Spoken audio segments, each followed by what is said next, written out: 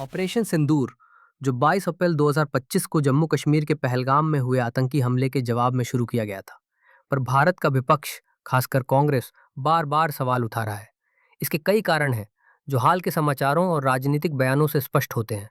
सैन्य रणनीति पर सवाल। विपक्ष, विशेष रूप से कांग्रेस, ने ऑपरेशन सिंदूर के दौरान भारतीय वायुसेना द्वारा कथित तौर पर लड़ाकू विमान खोने की खबरों पर सवाल उठाए हैं। इंडोनेशिया में एक सेमिनार में भारतीय नौसेना के कैप्टन शिव कुमार के बयान, जिसमें उन्होंने कहा कि कुछ विमान खोए गए, को विपक्ष ने आधार बनाया।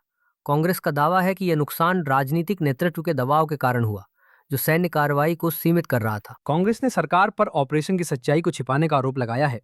पार्टी के वरिष्ठ नेता जयराम रमेश ने पूछा है कि प्रधानमंत्री नरेंद्र मोदी सर्वदलीय बैठक बुलाकर विपक्ष को विश्वास में क्यों नहीं ले रहे।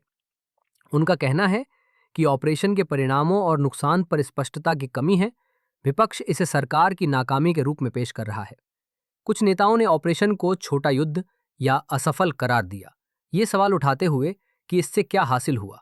इसके अलावा विपक्ष ने सरकार पर ऑपरेशन का राजनीतिकरण करने का आरोप लगाया, खासकर तब जब बीजेपी ने इसका श्रेय पीएम मोदी को देने की कोशिश की। विपक्ष का कहना है कि राष्ट्रीय सुरक्षा जैसे मुद्दों पर एकजुटता होनी चाहिए, लेकिन सरकार की ओर से पारदर्शिता की कमी के कारण वे सवाल उठाने को मजबूर है।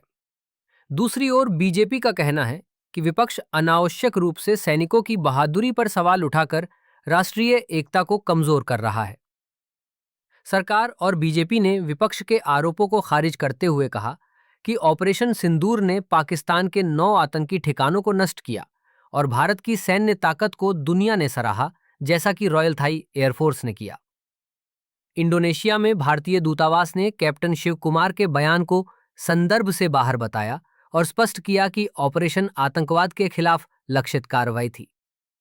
बीजेपी सांसद बैजंत पांडा ने कहा कि विपक्ष के केवल कुछ हताश लोग ही सवाल उठा रहे हैं, जबकि अधिकांश विपक्ष सरकार के साथ है। वित्त मंत्री निर्मला सीतारमण ने कहा कि ऑपरेशन से कोई वित्तीय संकट नहीं हुआ और ये आत्मनिर्भर भारत की ताकत को दर्शाता है। अंततः विपक्ष के सवाल मुख्य रूप से ऑपरेशन की पारदर्शिता, सैन्य नुकसान और सरकार की जवाबदेही पर केंद्रित है। यह एक ओर राष्ट्रीय सुरक्षा पर एकता की कमी को दर्शाता है, तो दूसरी ओर राजनीतिक रणनीति का हिस्सा भी है, जहां विपक्ष सरकार को घेरने की कोशिश कर रहा है। हालांकि सरकार और बीजेपी इसे राष्ट्रीय गौरव का प्रतीक बताकर विपक्ष के सवालों को अनावश्यक और राष्ट्र विरोधी करार दे रहे हैं।